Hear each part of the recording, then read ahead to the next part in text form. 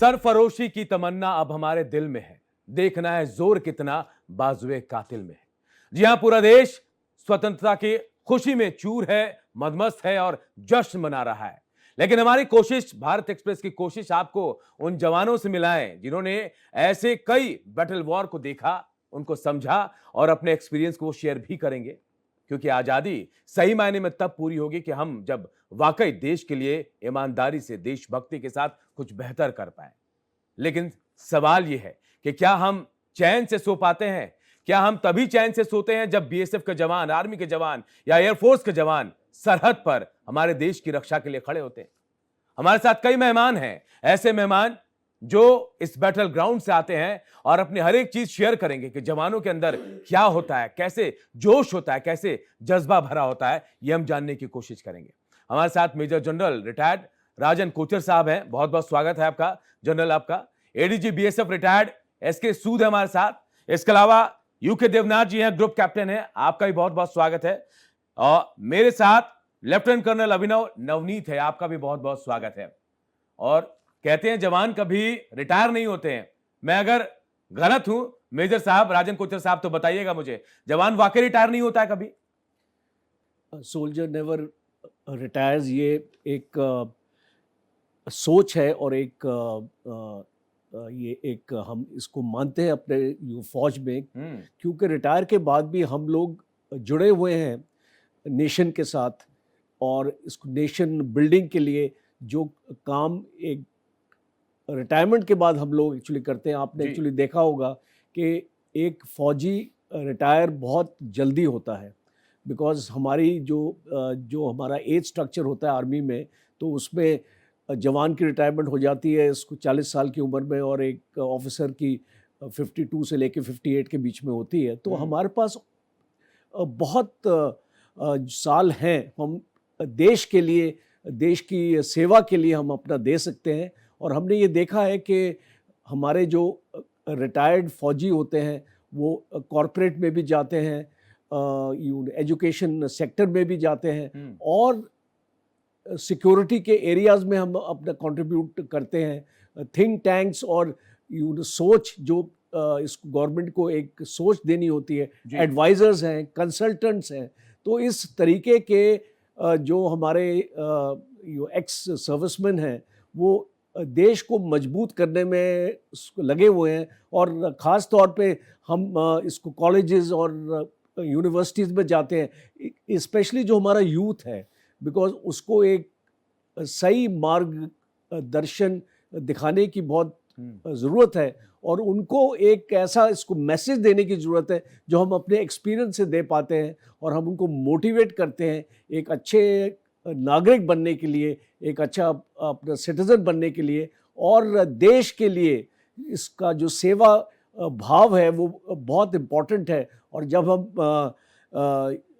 Independence day के लिए आते हैं और मिलते हैं, और अपना रिपब्लिक डे होता है, और हमारा कारगिल दिवस होता है, और हमारा विजय दिवस होता है, ऐसे ऐसे ओकेजन्स में हम कोशिश ये करते हैं कि लोगों के साथ मिलें, लोगों के साथ बातचीत करें, और उनको जो मनोबल है उनका बढ़ाने के लिए। मैं देखिए, सबसे बड़ी बात यह है कि हम कहते हैं सबको कि हमारे जो तीनों सेना है, सबके अलग अलग काम है, अलग अलग काम है, अलग अलग तैयारियां होती है सबकी। लेकिन हम जिस तरह से अभी हाल के दिनों में देख रहे हैं, हम जैसे ऑपरेशंस हो रहे हैं, अगर हम उसे आपसे जोड़ें कि इन ऑपरेशंस को आप कैसे देखते हैं, सवाल भी उठते हैं, लेकिन आपके लिए कितना टफ होता है? जनरल साहब, राजन कोचर साहब, आपसे ही सवाल है मेरा, कितना टफ होता है ऐसे जो मिशन होते हैं इनको एक्सिक्यूट करने में? देखिए, एक तो बहुत ज़रूरी होता है कि आपकी जो ट्रेनिंग है, बिकॉज कई लोग ये बोलते हैं कि फ़ौज इतनी बड़ी फ़ौज आपने क्यों रखी है जब आपको लड़ना ही नहीं है। तो ये बहुत ज़रूरी हो जाता है कि हम अपनी फ़ौज को हमेशा एक ऐसे स्टेट ऑफ रेडीनेस में रखें, और जो हमारी ट्रेनिंग होती है वो बहुत इम्पॉर्टेंट होती है। और ये ट्रेनिंग हमको एक मसल मेमोरी देती है। देखिए, अगर मैं इस बंदूक है मेरे पास, एक जवान के पास एक अगर इसको बंदूक है, तो हम बोलते हैं एक गोली एक दुश्मन।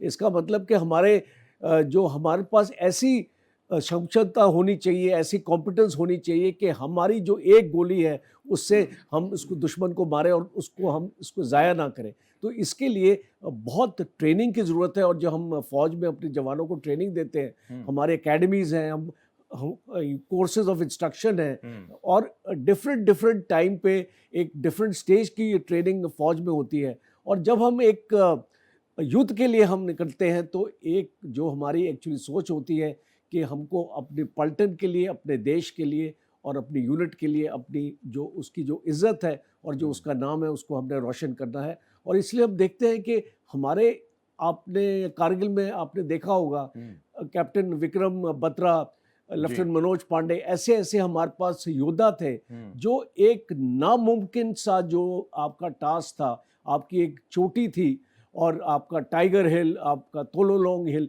इतने सारे जो ऑब्जेक्टिव्स थे, और वो एक ही शब्द उनके एक्चुअली मुंह से निकलता था, ये दिल मांगे मोर।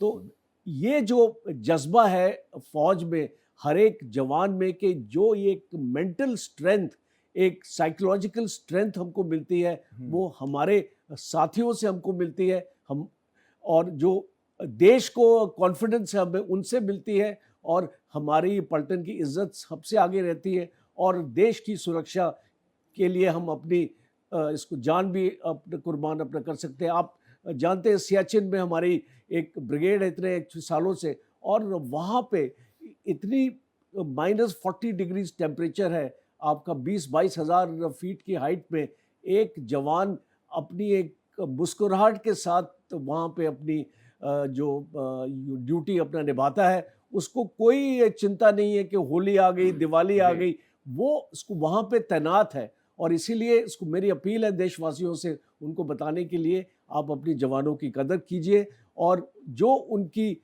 जो उसकी मेहनत है और जो उनका सैक्रिफाइस है उसको रिकॉग्नाइज करने की बहुत जरूरत है। बिल्कुल। और देखिए, हमारे साथ हमने अपने प्रोग्राम का नाम ही जय हिंद रखा है, और हम कोशिश यही कर रहे हैं कि हमारी सेना के जो अलग अलग विंग्स हैं वहां से लोगों आपको बताएं, वहां के लोगों से जुड़कर, वहां के जवान जो रिटायर्ड है हमारे साथ मौजूद है मेहमान, कि वहां क्या चुनौतियां हैं। देखिए, हमारे साथ एयरफोर्स के भी लोग जुड़े हैं, साथ ही आर्मी के भी हैं और बीएसएफ के भी हैं। मैं डीजी साहब आपके पास आऊंगा, एसके सूद साहब, बीएसएफ के लिए सबसे बड़ी चुनौती क्या है? अभी ग्लेशियर्स की हमने बात की, -30-40 जहां भी जाएं आप, लेकिन मांसपेशियां गलती हैं जब 50 डिग्री के बाद भी, जब वहां हमारे जवान तैनात होते हैं और मुस्कुराहट उनके चेहरे पर होती है।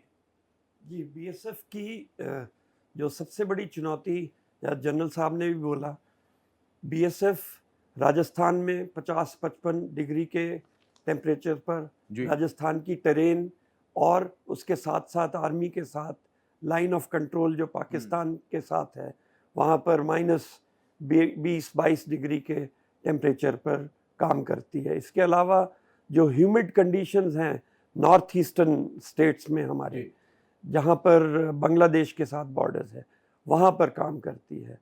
और इनका काम 24 घंटे का काम है।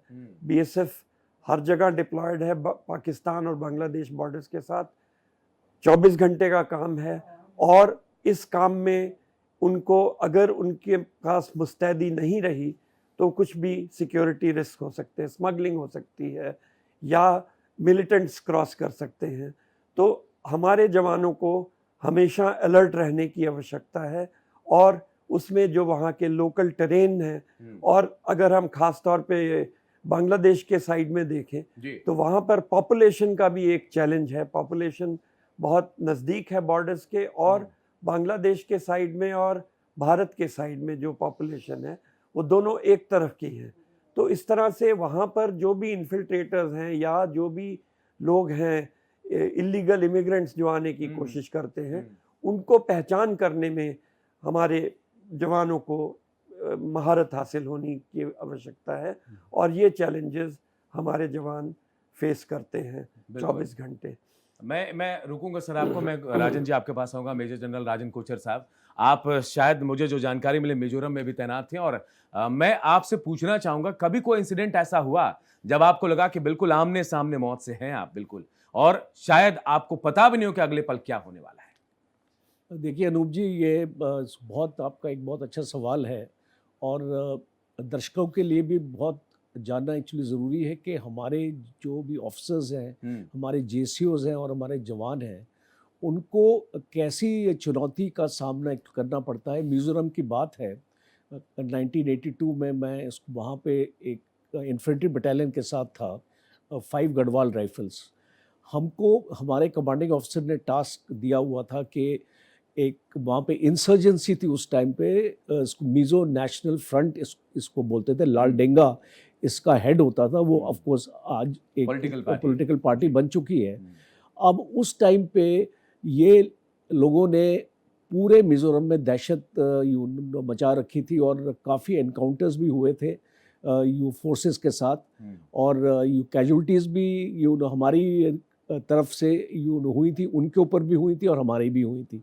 तो हमको एक बहुत चैलेंजिंग टास्क मिला। मैं एक पोस्ट है वहाँ पे, हमारा बटालियन हेडक्वार्टर बुंगतलांग में था, और ये जो पोस्ट है परवा की पोस्ट है। ये एक खास पोस्ट है जहाँ पे आपका बर्मा, जिसको म्यांमार बोलते हैं आज, और बांग्लादेश और भारत का जो एक ट्राई जंक्शन है, ये 3 बॉर्डर्स इकट्ठे मिलते हैं यहाँ पे। और ये बहुत ही एक इन्फिल्ट्रेशन रूट होता है, बिकॉज ये जितने भी इंसर्जेंट्स होते हैं ये अपनी कार्रवाई करके बांग्लादेश में चले जाते थे, बर्मा में चले जाते थे। तो जो इनको रोकना बहुत एक्चुअली ज़रूरी था। तो हमने एक लॉन्ग रेंज पेट्रोल होता है हमारा, LRPM जिसको बोलते हैं, और इसको मैं उस टाइम पे नया नया एक्चुअली कमीशन ऑफिसर था, और मेरे साथ एक टुकड़ी थी मेरे जवानों की, जिसमें 2 JCOs थे और 18 इसको जवान थे। तो तकरीबन 20-21 लोग थे, और हमको एक टास्क मिला था कि अगले 30 दिन हमको वापस नहीं आना है, और हमको जंगलों में रहना है, और जो भी राशन हमारे पास था हमको जो उसी राशन के साथ अपने 30 दिन हमने बिताने हैं। जंगलों में हम घात लगा के, हमको जैसे जैसे इन्फॉर्मेशन मिलती थी, रेडियो सेट्स उन टाइम पे उन दिनों इस टाइप का कम्युनिकेशन भी नहीं था हमारे पास। ANPRC 25 एक रेडियो सेट है, वो हमारा एक रेडियो ऑपरेटर उसको कैरी करता था, और वो हमारे साथ हमेशा यूँ चलता था, और जो भी डायरेक्शन बटालियन हेडक्वार्टर से आती थी।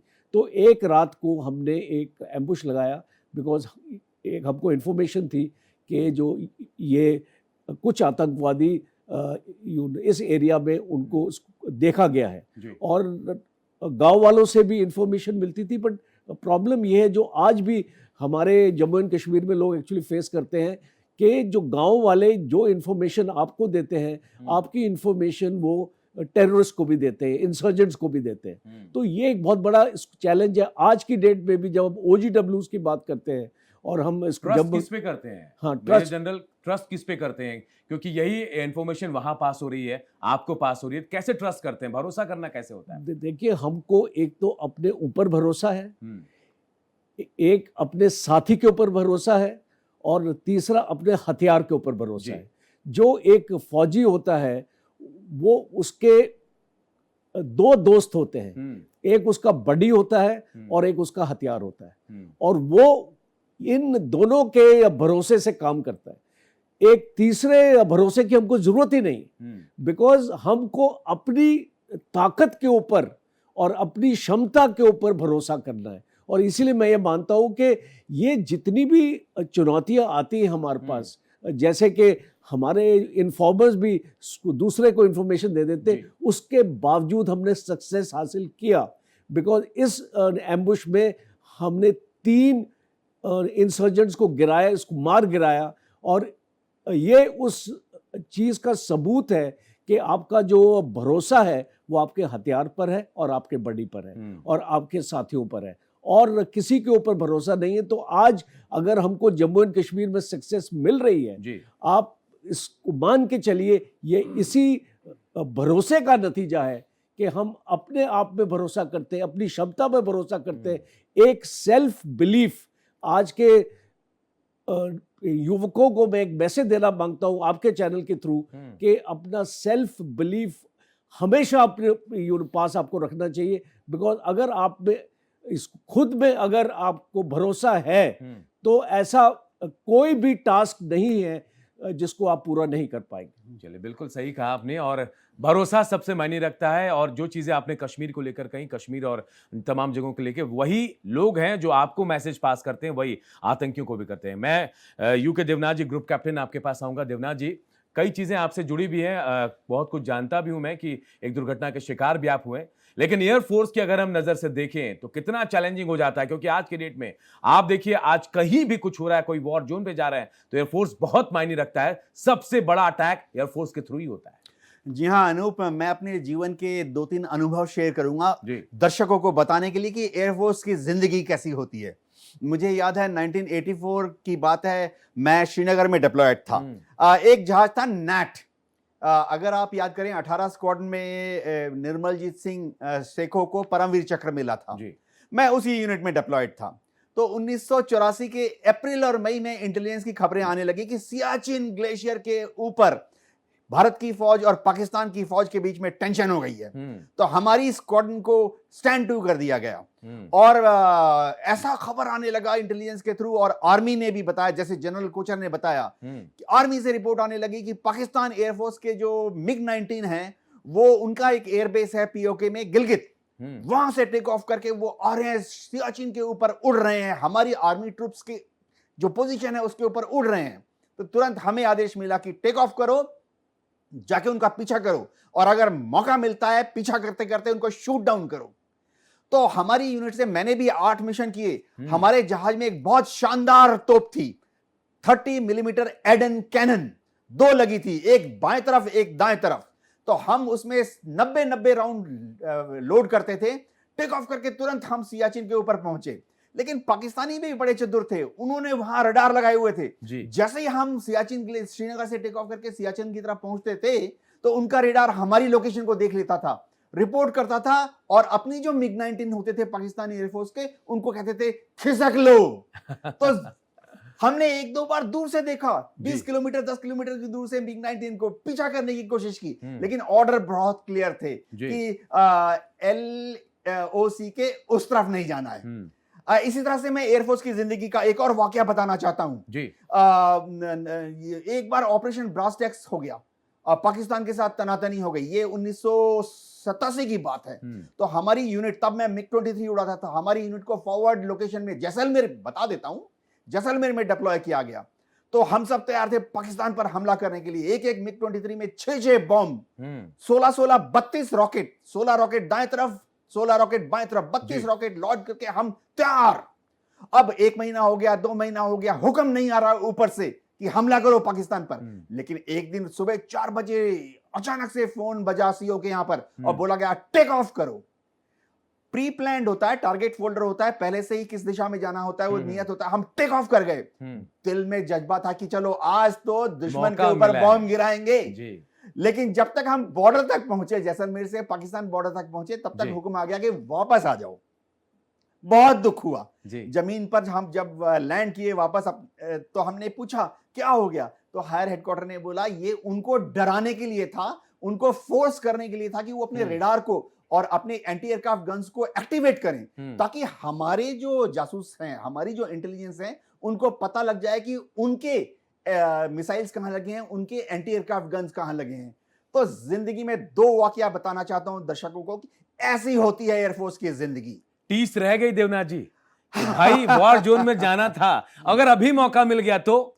अनूप, मेरे को एक फाइटर विमान चाहिए जी, बस उम्मीद यही है, आशा दिल में, जज्बा यही है। 2 बॉम्ब दे दो, 4 रॉकेट दे दो, एक दुश्मन का टारगेट दे दो। आजकल तो टारगेट भी बड़ा आसान है, लैटिट्यूड, लॉन्गिट्यूड, ग्रिड रेफरेंस मिल जाता है, 300 किलोमीटर दूर मारे, एकदम घुस के एक्यूरेट डिलीवरी।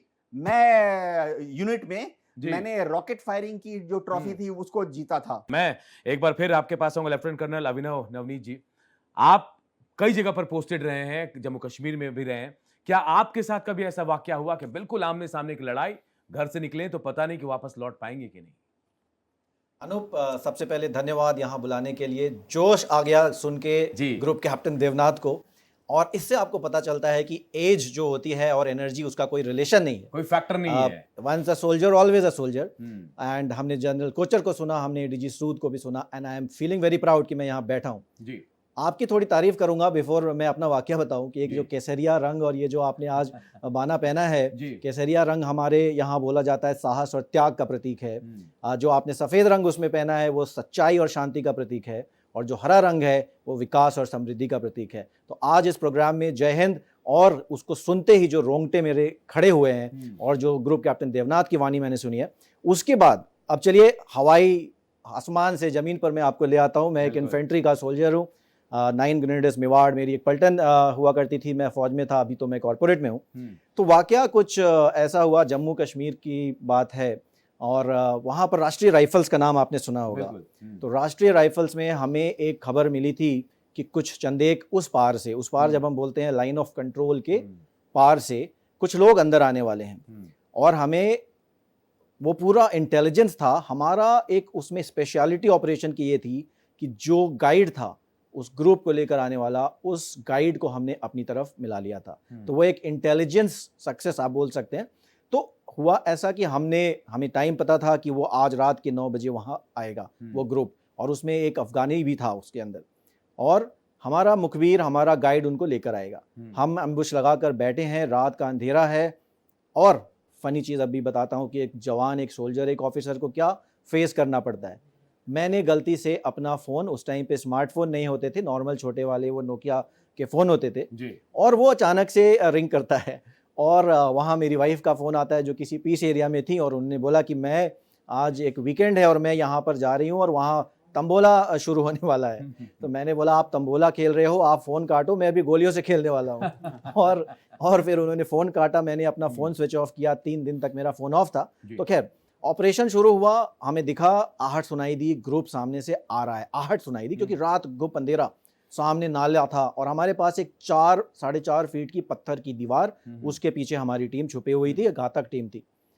बहुत थक के आए थे हम, दिन भर की पेट्रोलिंग थी। मैंने अपना सिर पे, हम लोग एक बुलेट प्रूफ पटका पहनते हैं, उसको मैंने निकाला, मैं वहाँ बैठ गया कि भाई 9 बजे आना है, अभी 8 बजे हैं। हुआ ये कि वो जो ग्रुप था वो 9 बजे के बदले 8, सवा 8 बजे ही आ गया। अच्छा। और अब आप बैठे हैं 4 फीट दीवार, 4.5 फीट दीवार, आप उठ नहीं सकते। तो मेरा जो बडी था उसने मुझे बोला कि साहब वो लोग आ गए। तो अब क्या हुआ, और आए भी कैसे कि वो जो अफगानी था, वो मिलिटेंट टेररिस्ट भी ऐसे ट्रेंड होते हैं, उसने विश्वास नहीं किया उसके ऊपर। उसने बोला कि आप मुझे इस नाले से लेकर आ रहे हो, मैं वहाँ से नहीं आऊँगा, और उसने दूसरा नाला चुन लिया। अब दूसरा जो चुना वो हमारी फायरिंग जोन के, आप बोल सकते हैं डेड जोन में था। जो हमारे यहाँ जनरल कोचर बैठे हैं, डीजी सूद समझ सकेंगे कि फायरिंग का एक डेड जोन होता है, एक आर्क ऑफ फायर होती है। अब नाले के सामने हमने लगा रखा था टारगेट, अपनी LMG, हमारा ऑटोमेटिक सब कुछ सेट था, बट वो बिल्कुल क्लोज आ गए। तो यानी कि जितना मेरा और आपके बीच का भी फासला है उससे थोड़ी दूर, और वहां से सामने से ग्रुप गुजरना शुरू हुआ। अब हम खड़े नहीं हो सकते, तो हमने अपनी जो फायरिंग होती है वेपन को ऊपर लिया और फायरिंग शुरू कर दी।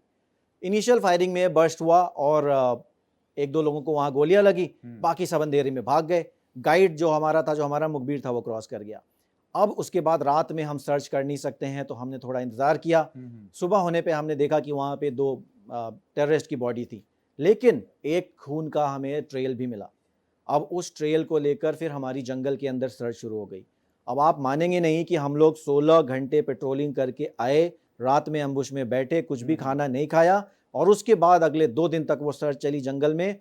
कोई खाना हमारे पास नहीं था, हमारी रेडियो सेट उस टाइम पे बैटरी भी डेड होने लग गई। फाइनली तीसरे दिन जाकर उस टेररिस्ट को हमने ढूंढ निकाला, मैंने और मेरे बडी ने, और फिर वहां हमने उसको फायर करके खत्म किया।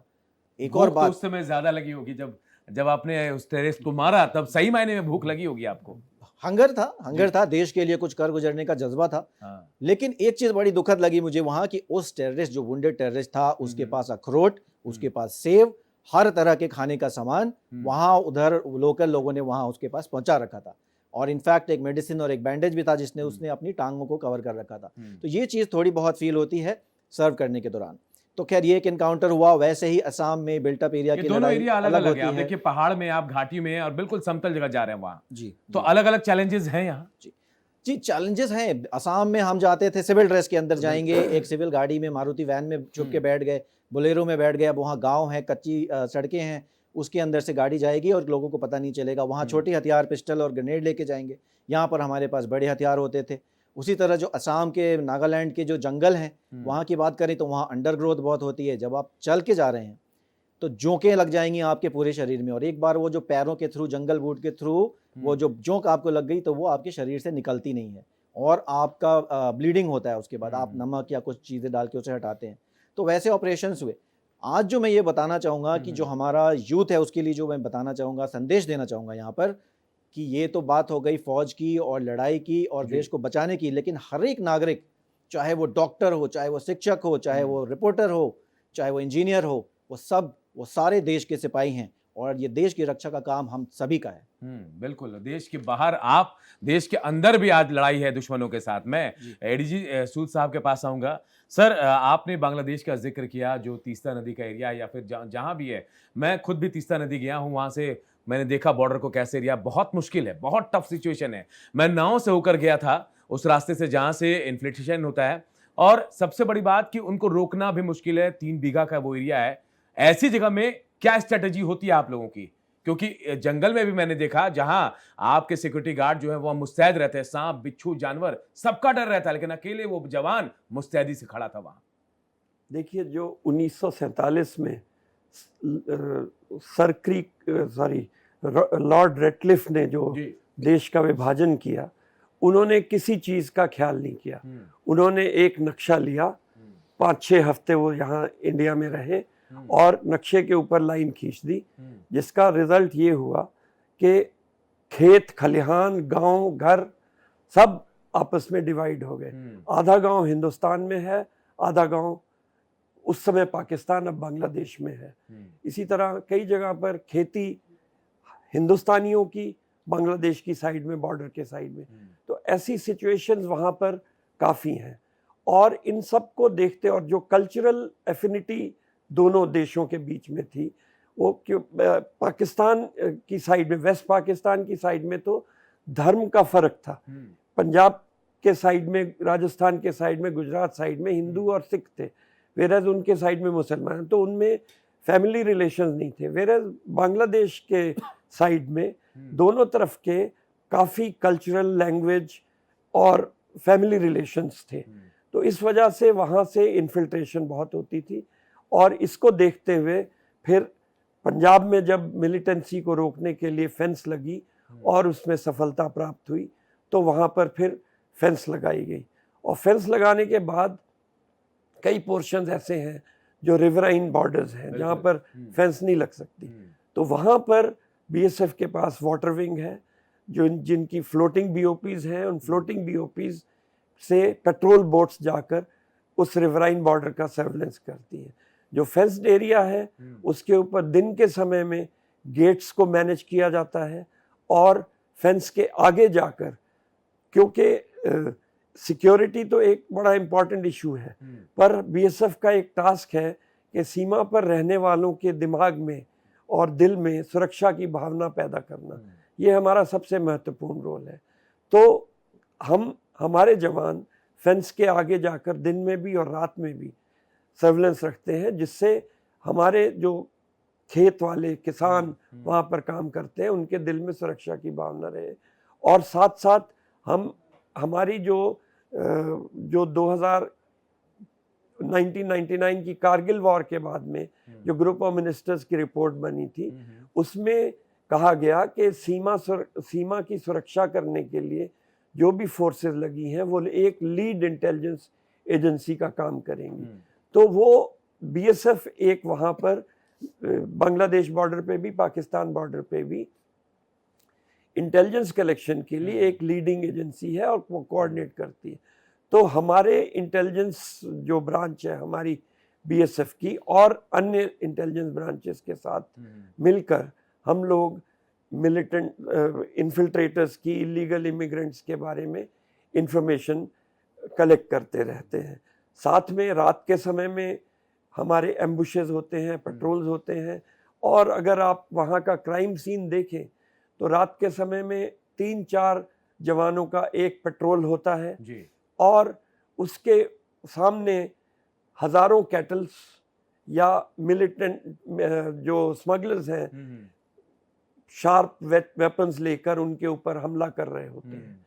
तो ऐसे में हम बल का भी प्रयोग करते हैं, जिसकी वजह से काफ़ी कई दफ़ा प्रॉब्लम्स हो जाती हैं। सर तो- मैंने खुद तीस्ता नदी में जाके बहुत बहुत सारे बीएसएफ के जवानों से बात की थी। जी। वहां मुझे जानकारी ये मिली कि यहाँ से जो कैटल्स होते हैं उनको पानी में छोड़ दिया जाता है नदी के बहाव के साथ, वो स्मगलिंग के जरिए यहाँ संभाले जाए। ये बहुत चैलेंजेस होता होगा इनको रोकना। पानी के अंदर से कौन जा रहा है, आप कैसे पता लगाएंगे? जी, तो ये इस कई कई तरीके अडॉप्ट करते हैं कैटल करने। पानी के अंदर से कर दिया, या फेंस काट कर उससे निकाल देंगे, या एक झूला करके निकाल देते। तो इनको, इसके लिए हम इंटेलिजेंस कलेक्शन बहुत ज़रूरी है। हम कोशिश करते हैं कि जहाँ पर ये कैटल इकट्ठा हो गया है वहीं पर जाकर इनको पकड़ लिया जाए और इनको फिर डिस्पोज ऑफ किया जाए।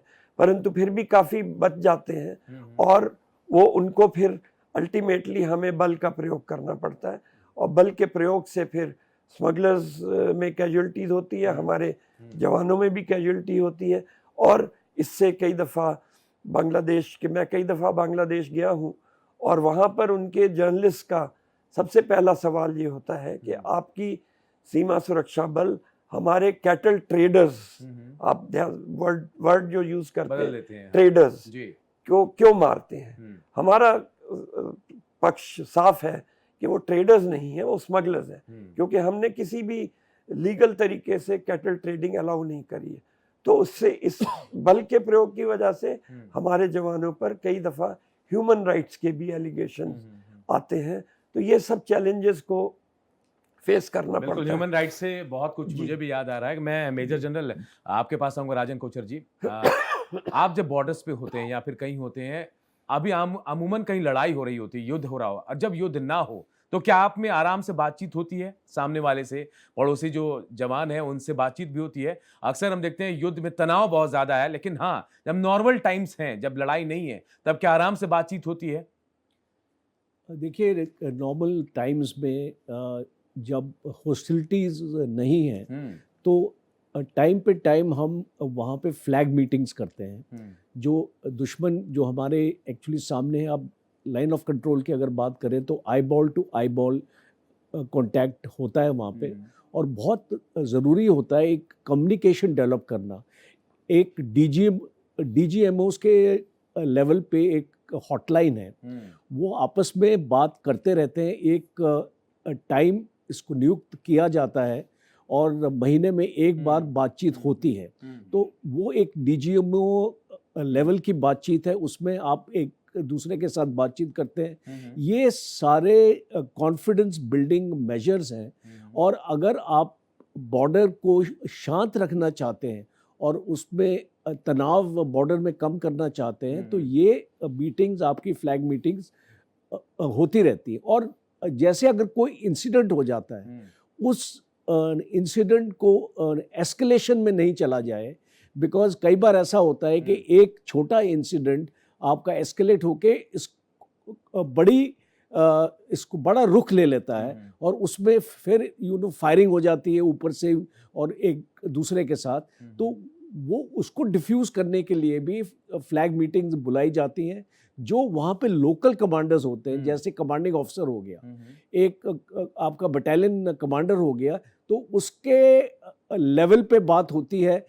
फिर अगर आपको जो नेक्स्ट लेवल है आपका ब्रिगेड कमांडर्स के बीच में भी बात होती है। अक्रॉस जब होती है, एक मीटिंग पॉइंट हम इसको तय करते हैं, एक जगह तय करते हैं, वहाँ पे आके हम मिलते हैं, और जो भी इश्यूज होते हैं बॉर्डर के, हम कोशिश करते हैं कि वो हमारे इश्यूज वहीं हम अपना खुद लोकल कमांडर्स ही रिजॉल्व करें। और खास तौर पे मैं लाइन ऑफ एक्चुअल कंट्रोल की भी बात करूंगा।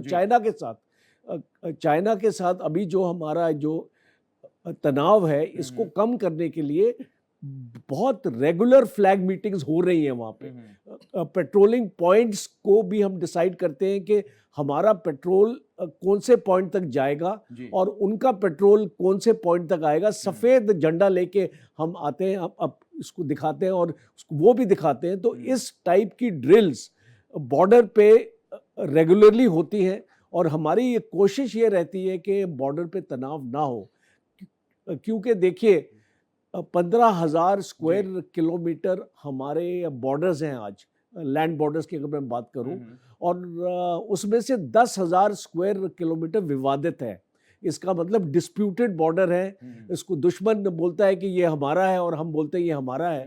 तो ये बॉर्डर्स की जो सैंक्टिटी मेंटेन करने के लिए या इसमें घुसपैठ को रोकने के लिए बहुत ज़रूरी है कि हमारी फौज, बीएसएफ और इन आईटीबीपी इस तरीके की फोर्सेस जो वहाँ पे लगी हुई हैं वो एक साथ मिलके काम करें। सर, और आपने चाइना का जिक्र किया, मुझे गलवान याद आ गया।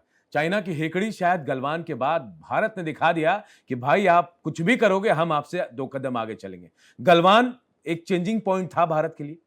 मेजर जनरल राजन कोचर जी, बहुत एक वाटरशेड था, मैं ये इसको बोलता हूँ, क्योंकि पहले कभी भी नथुला के बाद 1967 के बाद जब अगर फायरिंग हुई है उस एरिया में तो वो गलवान के टाइम हुई है। एक्चुअली एक काफ़ी अरसा था कि वहाँ पे एक हमारी एक ट्रीटी है, एक हमारा एग्रीमेंट है चाइना के साथ कि हम अपने हथियार इसको कैरी नहीं करते हैं और अपना एम्युनिशन भी नहीं कैरी करते। एक दूसरे के सामने जब आते हैं तो हम अपने हथियारों के साथ नहीं आते हैं, बिकॉज एक ये डी एस्केलेशन का एक तरीका था।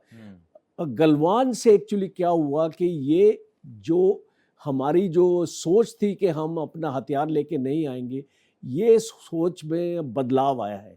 क्योंकि आज अगर आप तैनाती देखें चाइना के बॉर्डर पे तो हर एक जवान अपना हथियार कैरी करता है, अपनी एम्युनिशन कैरी करता है, जो पहले नहीं था गलवान से पहले। तो एक बहुत बड़ा चेंज हुआ है, हम इसको बोलते हैं rules of engagement. Rules of engagement में एक बहुत बड़ा बदलाव आया है चाइना के अगेंस्ट गलवान के बाद। और दूसरा ऐसा स्ट्रॉन्ग मैसेज चाइना को भी गया है।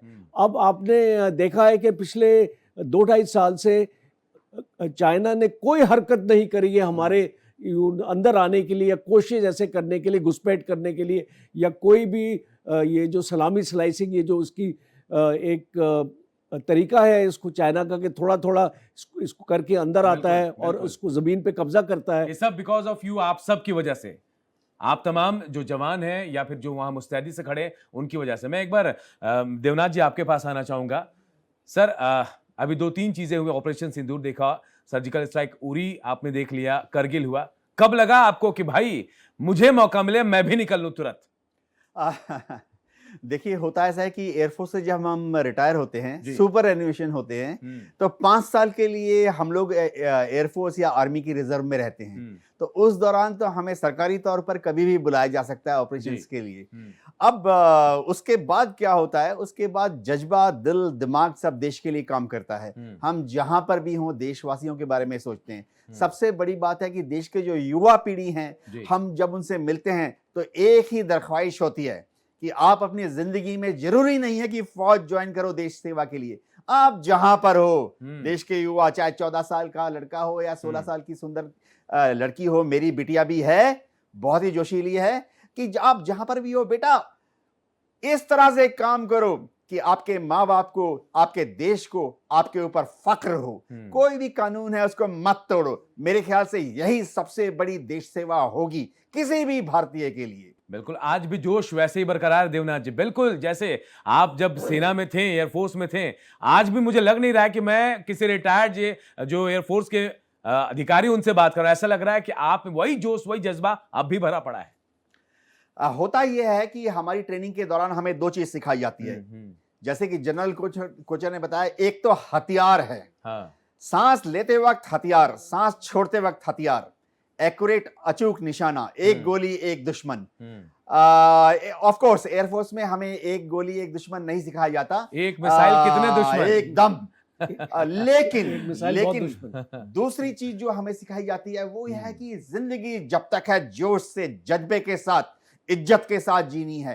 हाँ, दूसरे का भी जरा ख्याल करो, दूसरे को ऐसी चोट मत पहुंचाओ जो कि आमतौर पे नागरिकों के बीच में होना नहीं चाहिए। आज आते वक्त मैं देख रहा था, स्टूडियो के बाहर ही 2 कारें टकरा गई, दोनों आपस में लड़ रहे थे, सड़क में जैम लग गया, लेकिन दोनों ही अपना झगड़ा बंद नहीं कर रहे थे। तो सीखने की बात है, 2 गाड़ियों में टक्कर हो गई है, आप प्लीज अपने झगड़े को बंद कीजिए, बाकी जो ट्रैफिक है उसको जाने दीजिए। मेरे ख्याल से आमतौर पे यही देश सेवा की एक बहुत बड़ी भावना होगी। Good citizen of India. बिल्कुल जी। मैं लेफ्टिनेंट कर्नल अभिनव नवनीत जी आपके पास आऊंगा। थोड़े चैलेंजेस बहुत ज्यादा हैं। आप जो बता रहे थे, आपने कहा कि पत्नी से बातचीत हुई, कभी ऐसा लगा कि आज तो मैं निकला हूं घर से और शायद ऑपरेशन होगा, पता नहीं लौटूंगा नहीं लौटूंगा, हर दिन यही सोचकर निकलते हैं कि शायद लौटे या फिर ना लौटे? हर दिन ये सोच के ज़रूर निकलते हैं कि देश के काम के लिए निकले हैं और नेशन फर्स्ट है, और जंग जो होती है वो खुद मर के नहीं जीती जाती है, दुश्मन को मार के जीती जाती है। तो पूरी प्लानिंग के साथ निकलते हैं, ट्रेनिंग पुख्ता होती है, हमारा निशाना अचूक होता है। तो ये तो हम नहीं सोचते हैं कि हम शायद लौटे या नहीं लौटे, बट ये ज़रूर है कि मिशन को, टास्क को अकम्प्लिश करके ज़रूर लौटेंगे, और लौटेंगे तो सबको साथ में लेकर लौटेंगे। बहुत बार ऐसा हुआ जब होड़ लगी होती थी, हमें पक्की खबर होती थी, इंटेलिजेंस, हार्ड इंटेलिजेंस बोलते हैं, सामने हाइडआउट है, वहाँ पर दुश्मन बैठा है, टेररिस्ट बैठा है और वो घात लगा के बैठा है और हम सामने से जा रहे हैं, तो पहले कौन जाएगा? तो जब पेट्रोल की बात हम लोग कर रहे थे, तो सामने एक गाइड होता है, उसके पीछे एक सिंगल लाइन में फाइल में लोग चलते हैं। तो बहुत बार एज अ लेफ्टिनेंट मैंने बोला अपने सीनियर जो हवलदार या जेसीओ एनसीओज होते हैं उनको कि देखिए आपकी तो बीवी बच्चे हैं, शादियां हो गई हैं, बच्चे भी हैं, मैं तो अभी यंग लेफ्टिनेंट हूँ, मुझे आगे चलने दो, क्योंकि मेरा कुछ हो गया तो कोई फर्क नहीं पड़ता है। लेकिन वहाँ पे वो मुझे जाने नहीं देते थे आगे। हम एज अ ऑफिसर हम लीड करते हैं, बट फिर भी वो मुझे बोलेंगे कि कमांड कंट्रोल आपको करना है तो आप नंबर 3 पे चलिए और आगे 2 गाइड चलेंगे। तो खैर एक ऐसा जुनून और ऐसा जज्बा होता है। मैं आपको बताऊं कि ये वो पीढ़ी है जो आज यहाँ बैठी है, उस पीढ़ी के लिए जो देश है वो किताबों में नहीं होता था, वो दिल में होता था। आज इंस्टाग्राम स्टोरीज पे होता है देश, आज फिल्मों में होता है, हम उसे किताबों में पढ़ते थे। हम रामधारी सिंह दिनकर को पढ़ते थे, हम सुभद्रा कुमारी चौहान को पढ़ते थे, माखनलाल चतुर्वेदी को पढ़ते थे, पुष्प की अभिलाषा, वो सब चीज़ें हम सुनते थे। तो आज की जो युवा पीढ़ी है वापस जाए, हमारे ये जो महाकाव्य हैं इनका अध्ययन करे, रश्मि रति पढ़े, कुरुक्षेत्र पढ़े, माखनलाल चतुर्वेदी पुष्प की अभिलाषा पढ़े, सोहनलाल द्विवेदी वीरों का कैसा हो वसंत, ये सब चीज़ें पढ़े। हमारी स्टेपल डाइट पिज़्ज़ा और बर्गर नहीं थी, ये मैं बता दूं। हमारी स्टेपल डाइट दाल, रोटी, घी, दूध और दही होता था, और उसी वजह से आज इतनी स्ट्रांग हमारी जो आर्मी बनी है। आज भी बहुत सारे हमारी रेजिमेंट्स हैं। आपने लता मंगेशकर का वो गाना सुना होगा, कोई जाट, कोई सिख, कोई जाट मराठा, कोई गुरखा, कोई मद्रासी, और सरहद पे मरने वाला हर वीर था भारतवासी। आज भी गाँवों में, आज भी कुछ ऐसे गांव हैं जहाँ की हर एक घर से एक ना एक बच्चा फौज में जरूर है। बिल्कुल। देखिए, आपने उस गाने का जिक्र किया, गूज़बम्स आते हैं, रोए खड़े होते हैं। इस गाने के साथ अलग जज्बा ही जुड़ा हुआ है लोगों का। मैं आपसे एक सवाल और करना चाह रहा हूं कि आप जब कभी आप मिलिटेंट्स के साथ भिड़ते हैं या फिर घाटी की बात कर ले, जम्मू कश्मीर की, बहुत अलग वहां का माहौल है। ऐसे में आपके लिए दुश्मन आपका एक है, लेकिन उधर से गोलियां चलती हैं तो वो ये नहीं देखता है कि हमारा आर्मी वाला है या फिर कोई सिविलियंस है या फिर कोई आम नागरिक है। उधर से सिर्फ गोलियां चलती हैं, लेकिन आपको बहुत देख समझकर गोलियां चलानी पड़ती है कि भाई मारना सिर्फ मिलिटेंट्स को है। यहां बहुत चैलेंजेस नहीं होते आपके सामने? जी बिल्कुल। ऐसा हम बोलते थे इन काउंटर टेररिस्ट ऑपरेशंस कि he has to be lucky only one time and you have to be lucky all the time. हमें हर बार हमारी किस्मत हमारा साथ देना चाहिए। उनकी एक बार साथ गई, साथ उनकी किस्मत दे गई और उनकी गोली पहले चल गई, उन्होंने हमें पहले देख लिया तो हमारे ऊपर नुकसान पहुंचा सकते हैं। उनके लिए कोई जिनेवा कन्वेंशन नहीं है, उनके लिए कोई ह्यूमन राइट्स नहीं है, उनके लिए कोई भारतीय न्याय संहिता नहीं है, उनके लिए कोई संविधान भी नहीं है। हमारे लिए ये सारी चीज़ें हैं। कोलैटरल डैमेज भी हमें कंट्रोल करना है, एंड देयरफॉर वहाँ पर हमारे भारतीय फौज का जो ऑफिसर्स का रोल है वो बहुत काम आता है, क्योंकि हमें वो कमांड कंट्रोल करना है, अपने जवानों को उस तरह का डिसिप्लिन करना है। तो चैलेंज बहुत आते हैं। टेरेन बहुत बार इतना रगेड होता है कि जहाँ पर कि अगर दुश्मन के पास पहल है, अगर वो एक एडवांटेज पॉइंट या हाइट पे बैठा हुआ है, तो आपके लिए बहुत मुश्किल होता है उसको जवाब दे पाना। गाड़ियों का कॉन्वॉय जा रहा है और अगर वो हिल से फायर कर रहा है तो आप उस हिल पे चढ़ ही नहीं सकते, आप काउंटर एम्बुश अटैक कैसे करोगे? तो ये सारे चैलेंजेस आते हैं। लेकिन यहाँ काम क्या आता है, हमारी जो ट्रेनिंग है, दुनिया की कितने भी मिलिट्री एकेडमी से आप कंपेयर कर लें, जो हमारे भारतीय सेना, हमारी भारतीय एयरफोर्स और नेवी की जो ट्रेनिंग है वो सबसे आला दर्जे की है, और वहाँ पर वो काम आती है अलॉन्ग विद जो हमारा फिलॉसफी है। हम एक भारतीय सेना जो है ना, एक मोरल आर्मी है, तो जो दृढ़ राखे धर्म को तिहि राखे करतार, ऐसा मेरा मानना है। क्योंकि मेरी पलटन महाराणा प्रताप की पलटन 9 ग्रेनेडर्स मेवाड़ है, तो हम उसको जरूर फॉलो करते हैं, और विश्वास हमारे टीम पे होता है, हमारे हथियार पे होता है, हमारी ट्रेनिंग पे होता है। मैं सूद साहब आपके पास आऊंगा। आप बीएसएफ में रहे, डीजी रहे हैं, लेकिन मेरा सवाल आपसे ये कि अगर बॉर्डर्स के एरिया को देखें तो सबसे टफ बॉर्डर कहाँ जहां बीएसएफ को सबसे ज्यादा चुनौतियों का सामना करना पड़ रहा है? बीएसएफ को जो चुनौतियां हैं, जी। दो प्रकार की चुनौतियां हैं। एक तो टेरेन की चुनौती है। टेरेन की चुनौती अगर हम देखें तो सबसे ज़्यादा चुनौती हमें राजस्थान बॉर्डर्स पर आती है, जहाँ पर बहुत हाई टेम्परेचर्स हैं, शिफ्टिंग सैंड ड्यून्स हैं, दूर दूर तक पानी नहीं है, बीओपी पर रहते हैं तो वहाँ पर खाने में रेत, हर जगह रेत। तो अगर टेरेन की तरफ से देखें यहाँ, और इसके साथ साथ जब एलसी के ऊपर हम जहाँ पर हम आर्मी के साथ डिप्लॉयड हैं, वहाँ पर वेरी लो टेम्परेचर की चुनौती आती है। ऑपरेशनल चैलेंजेस अगर हम देखें तो हमें बंगाल बॉर्डर पे, बंगाल मतलब बांग्लादेश बॉर्डर के ऊपर सबसे ज़्यादा चुनौती आती है, क्योंकि वहाँ पर जो सा मैंने पहले कहा, भाषा, कल्चर, फैमिली टाइज की वजह से और सिमिलर फीचर्स होने की वजह से ये डिस्टिंग्विश करना बहुत मुश्किल है कि कौन बांग्लादेशी है, कौन हिंदुस्तानी है, नंबर एक। और जिस मात्रा में वहाँ पर गरीबी है और गरीबी की वजह से काफ़ी लोग ट्रांसबॉर्डर क्राइम्स में लिप्त रहते हैं, तो उन और वो क्योंकि वो ये उनके लिए तो एक इनकम है, उनके लिए तो ये रोजी रोटी है। हमारे लिए, हम उनके लिए नेगेटिव इन्फ्लुएंस, हम उनको रोक रहे हैं, तो वो इक्वली हॉस्टाइल होते हैं। पर मैं इससे आगे बढ़कर बीएसएफ के बारे में कुछ और भी कहना चाहता हूँ कि बीएसएफ सीमाओं पर तो है, पर बीएसएफ ने एक बहुत बड़ी कंट्रीब्यूशन नेशनल डिफेंस में 71 की वॉर में, जब हम सिर्फ 6 साल के थे, उस वॉर में हमारी फोर्स को एक महावीर चक्र और 11 वीर चक्र के अलावा कई और गैलेंट्री अवार्ड्स मिले।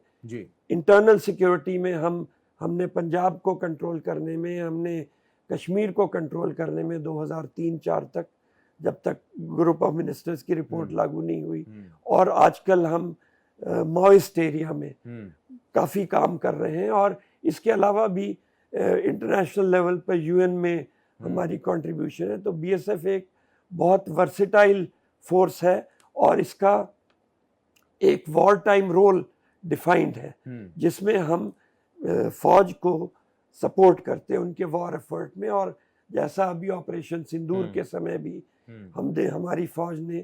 हमारी बीएसएफ ने फौज को काफ़ी चीज़ों में मदद की, उनकी फेमिलराइजेशन में, उनके डिफेंसेस को प्रिपेयर करने में और पोस्टों को आइडेंटिफाई करने में।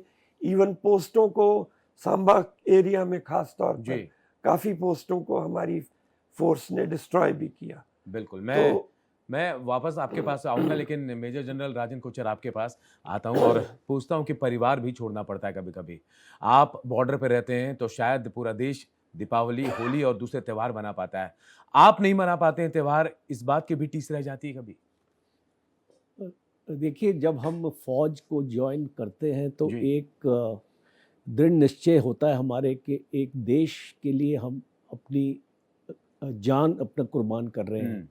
और ये जो सैक्रिफाइस की भावना है, ये हमारे ट्रेनिंग से ही हमारे अंदर आ जाती है। और फिर एक बार अपनी पलटन में एक्चुअली जाके जो पलटन के साथ आपको ये समझना पड़ेगा कि पलटन एक जवान की फैमिली है, और जो उसकी अपनी फैमिली है उसका दर्जा उसकी पलटन की फैमिली के बाद आता है। और इसीलिए, और अगर हम दिवाली में भी, होली में भी अगर हम अपनी फैमिली के पास नहीं जा सकते तो हम अपनी पलटन की फैमिली के साथ हैं। जो वो आपका जज्बा है और वो जो आपकी सोच है कि आपका जवान, आपका जेसीओ, आपका ऑफिसर इकट्ठे मिलके हम अपना त्यौहार को वहीं मनाते हैं, हम अपना बॉर्डर पे ही त्यौहार हमारा बनता है। और हमारे लिए इससे बड़ी सोच, इससे बड़ी चीज़ और कोई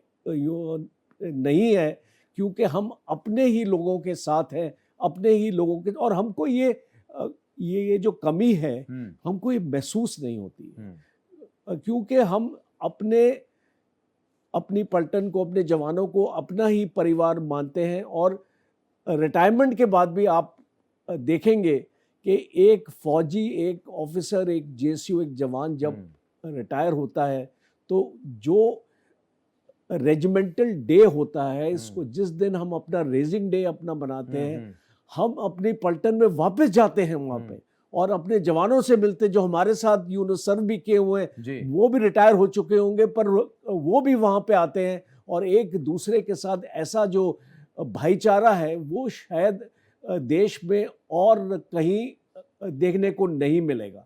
तो इसीलिए ये जो जज्बा रहता है हमारा, जो हमारी ट्रेनिंग रहती है और जो हमारा इस साथ रहता है, ये पूरे एक जिंदगी का है। इसको रिटायरमेंट के बाद भी ये साथ हम छोड़ते नहीं हैं। एक दूसरे के सुख में और दुख में हम अपना शरीक होते हैं और अपना जो हमारे जो खुशियां हैं एक दूसरे के साथ मनाते हैं। बिल्कुल। मैं देवनाथ जी आपके पास आऊँगा, ग्रुप कैप्टन रहे हैं आप। देवनाथ जी, आपको क्या लगता है कि पहले लड़ाइयाँ जो थी आर्मी वाले ज़्यादा इन्वॉल्व रहते थे, अब कहा जाता है बंदूक से नहीं, लड़ाई मिसाइलों से लड़ी जाती है, तो अब आपका इंपॉर्टेंस तो बहुत ज़्यादा हो गया। हाल के दिनों में आपने देखा F-16 नहीं उड़ाने का भी मलाल है। अनूप जी, दुश्मन का एक हवाई जहाज जिसने शूट कर लिया, मेरे ख्याल से उसने देश के लिए जो करना था और वो उसके दिल में ठंडक आ जाती है उसके बाद। मेरी ये उम्मीद ही रही। मैं 1975 में नेशनल डिफेंस एकेडमी में गया और 2012 में एयरफोर्स से सुपर एन्यूएट हुआ। एक कसक रह गई है कि मौका नहीं मिला, लेकिन हाँ ठीक है, हमारी ट्रेनिंग ऐसी होती है। मैं दर्शकों को एक चीज बताना चाहता हूँ कि हमारे यहाँ परिवार की बात हो रही है। एयरफोर्स में हमारा जो परिवार है वो बहुत ही क्लोज नेट होता है। पूरे यूनिट को चिंता होती है कि आज किसी के पिताजी, किसी के हस्बैंड गए हैं मिशन के लिए नॉर्मल पीस टाइम में, और क्या कोई एक्सीडेंट आज होने वाला है। एक आइडिया देता हूं, 80 साल की आज़ादी के दौरान 800 से ज्यादा जहाज हमारे क्रैश हुए हैं। होता है ट्रेनिंग के दौरान। 80 साल के देश की इतिहास में 400 से ज्यादा पायलट्स अब तक शहीद हो चुके हैं इन एयर क्रैशेस में। मैं खुद एक बार किसी वजह से मुझे MiG-23 से इजेक्ट करना पड़ा। मेरे जहाज का इंजन के थ्रॉटल सिस्टम में खराबी आ गई थी। इजेक्ट कर गया, सेफली लैंड कर गया और उसके बाद मुझे हेलीकॉप्टर से रेस्क्यू करके हॉस्पिटल लाया गया। जज्बा बताता हूँ, जब हमारे कमांडिंग ऑफिसर की वाइफ ऑफिशियल कार में बैठ के मेरे घर में पहुंच गई सुबह 11 बजे, मिसेस देवनाथ को देखते ही पता लग गया कि कुछ गड़बड़ हो गई। सीओ की वाइफ सुबह 11 बजे क्यों आएगी घर में सिंपल ड्रेस पहनकर? तो मिसेस देवनाथ ने देखते ही सबसे पहले सीओ की वाइफ से पूछा, क्या देवनाथ जिंदा है?